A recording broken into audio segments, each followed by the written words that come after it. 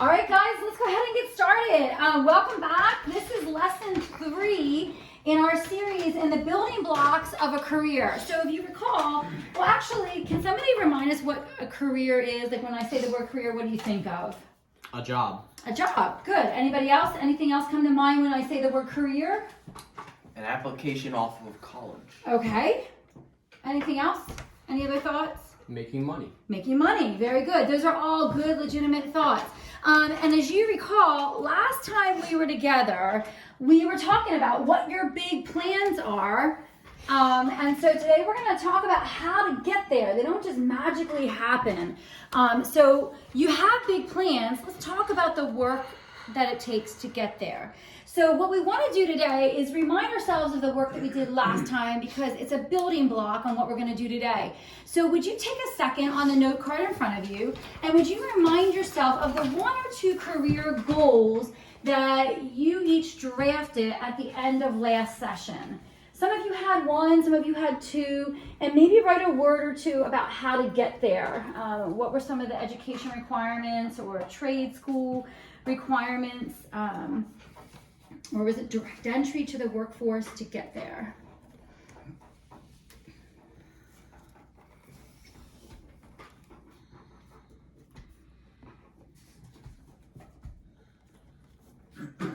Perfect. You guys did a great job. So let's just do a quick whip. And a whip, for those of you that don't remember, is just going to go quickly around and just shout out the 1 or 2 words of your career goal.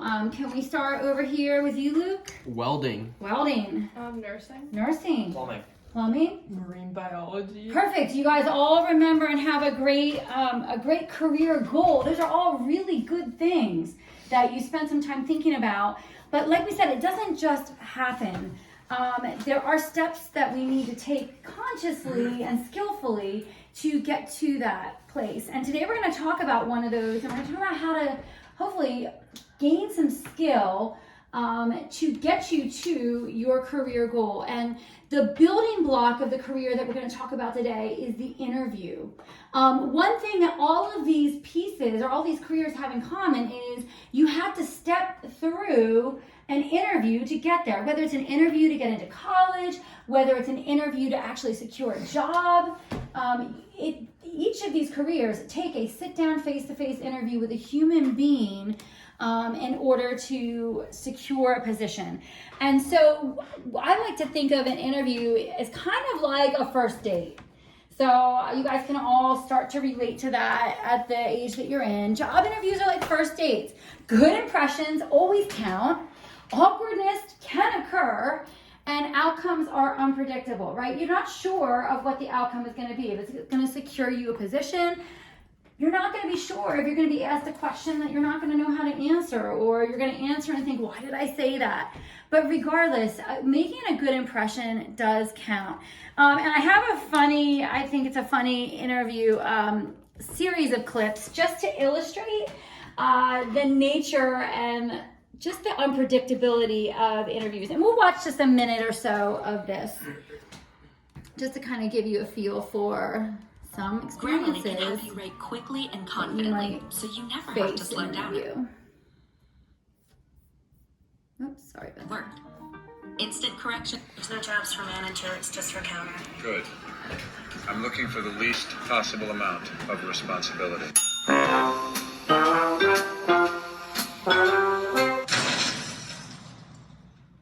Mr. Huff, Mr. Jenner is ready for your interview.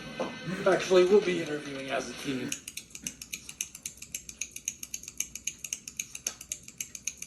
We're all in this together, and I wanted to put across the general idea rather than the details. Like, people get all hung up on details. Like, which school did I go to? How many O grades did I get? Could be like 6, could be none. It's not important. What is important is that I am, yes? Do you have any special skills? Oh, yes. I do. I do voices. What are your skills, girls? Oh, we can dance. You mean like dancing? We're really good dancers. Yes! We've come to this planet looking for intelligent life. Oops, we made a mistake. We're happy to be in America. Don't ask for a green card. I want you in the worst way. Mr. Matsumoto. Matsumoto. Moto. Martha, can I call you Martha? No, you may not. Okay. Human resources lady. It's Pam. I'm sorry. Well, Pan. No, my name is Pam. Are you saying Pan or Pam? I'm saying Pam. Yeah, I'm sorry. Who is this gentleman sitting behind you? Hello, Ms. Lady. I have fast food experience. Yeah, like 20 years ago. Do you have any experience? No, sir, I have no experience, but I'm a big fan of money. I like it. I use it. I have a little. I keep it in a jar on top of my refrigerator. I'd like to put more in that jar. That's where you come in. We're not generally comfortable in an office setting, I would say. I get cooped up. Not so task-oriented. Okay, so we're just gonna, in the interest of time, stop it there. But what were some of the awkward moments or some of the questions that maybe somebody didn't quite know how to answer in those short videos that you saw? What moments might have you found awkward? What are your skills? Yeah, and the answer was, They can dance. yeah, skills that probably have nothing to do with the job came to mind. Did you notice any other awkward moments or moments that somebody was nervous or where clearly things weren't going quite so well? One of the guys was only interested in money. Yeah, probably not what somebody wants to hear that they're looking to hire. They're looking for somebody who's going to be a good worker, right? Anything else? Did you notice anybody that was really nervous in their interview? Notice the guy biting his nails and spitting his nails out. Okay. Well, what we're gonna, the interesting thing is about interviews is that 118 is what I want you to think about. 118, that's how many people will apply for any one job. That's a lot. 118 for one job. Only one person can get that job. So what we want to do today is we want to make sure that you are the one that stands out as the best candidate for that job for all the right reasons. We don't want you to stand out for being the awkward one that's sitting there biting their fingernails and spitting their nails out, or the awkward one whose skill set is, I can make voices, I can do voices and making alien voices, right? So to go ahead and get us started, I want you to show what you know. So if you could get out your Chromebooks and you have a link to the quizzes pre-test just to see, it's just questions about interviews, see what you know and you can show what you know. And we're gonna go ahead and skip forward because we don't have the technology for all of you to do that. But so what we're gonna do is we're gonna talk about how to nail the interview. There are certain skills that researchers say you want to have, no, you need to have in order to really nail an interview. And we're gonna talk through them. There's only 5 of them. I'm not expecting you to be an expert at all 5 of these by the end of class. But what I do wanna do is I wanna make you aware of them, expose you to them, help you understand them, give you some time to practice, and then our next session will give you some more time to practice. So the first skill really is an organizational skill. So believe it or not, if you're applying for a plumbing job, maybe the first thing they're looking for is not that you actually know how to fit pipe together. They are actually looking that you have organizational skills. And what that looks like is a person making a sincere effort to stay organized. Why do you think somebody might want that? Why do you think an employer might want somebody who would make a sincere effort to stay organized? Jamie, why would that be important? It shows that they're reliable. Yes, very good. That they're conscientious, they're reliable, they're thinking about their work, and they're making a sincere effort to make sure things get done. So what does organizational skill look like? All right, so organizational skill, one of the things it looks like is dress professionally and neatly for an interview. That shows you can put yourself together. All right. A second piece of organization is that you keep the supplies or materials on hand that you might actually need to have in the interview. Can anybody think of a tool or anything that you might need to have when you show up for an interview? A tool or a piece of information? Pen and paper. Pen and paper, absolutely. Because what if somebody gives you a phone number to call to go and get a drug test for your interview? Or if they say, okay, great, this looks good. I'd like you to follow up with so-and-so or show back up here at this time, this date for the next round. You want something to write down. Very good. What else might you want to bring to an interview that would be important to? Any certifications? That's right. If you have certifications, if you have a resume, those are important pieces of information that you're going to want to bring in a folder to show, you know what, this job is important to me. I'm showing up, I'm prepared. I would say another organizational piece is to organize your thoughts before the interview. You want to prepare. You actually want to think through what are some typical questions that I might get during this interview. You can Google that. If I'm going for an interview for a marine biology job, what kinds of questions might I typically get? And you can have somebody ask those for you. All right, in the interest of time, I'm going to quickly go through some of the other ones. The second one would be critical thinking skills. Can you think on your own? Or are you basically a robot? Because most employers want somebody that can critically think. And this goes along with a way that you can show that in an interview is prior to the interview, prepare a list of stories or anecdotes from your history that show your critical thinking skills, that show your ability to think on your feet to solve a problem. Also, another way that you can show your critical thinking skills is when you're asked a question in an interview that you're not sure, instead of sitting there and saying, yeah, you actually think out loud and show your interviewer your thought process and your ability to think on your feet. So those are a couple of suggestions, talking your way through your answers and preparing thoughts ahead of time. What are some good examples in my history where I have done a really good job of thinking on my feet? All right, couple more. Communication is hugely important. So today in our game that we're going to play, you're going to practice speaking with one another, thinking on your feet and speaking with one another. Practice interviewing with other people. Practice answering their questions. Practice thinking quickly on your feet and keeping eye contact and staying calm.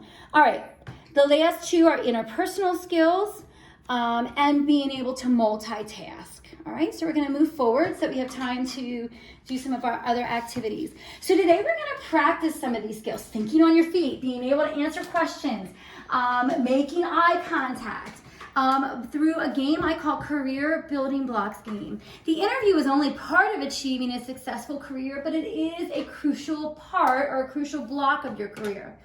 So what we're going to do is we're going to practice some of these skills playing this game. What you're going to do is get into groups of 4 or 5. You're going to simply draw a block just like you would play Jenga. But instead of drawing a block and then just the next person going, you're going to draw a block. You're going to ask the question that is on the block to the person to the left. And then that person is going to take a second to respond. These are all career or interview related questions. So it's going to give you practice thinking on your feet like you much would in an interview. Continue until time is up, until the block tower falls. Here are some skills I want to review with you that you're going to want to practice. You're going to want to make sure you're making eye contact with one another. Make eye contact with the person that's asking the question. You're going to want to make sure to pause and draw on your experience. So think about your experiences from the past.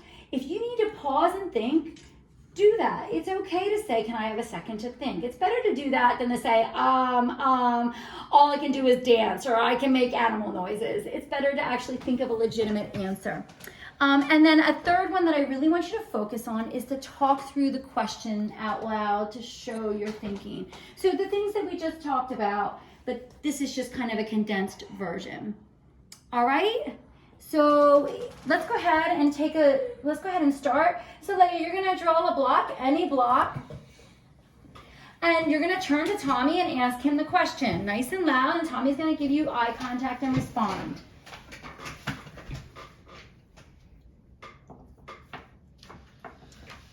Tell me about your strengths and weaknesses. I can sometimes be overconfident. That's a weakness. But my strengths is I am very good with tools and plumbing. Mm-hmm. Okay.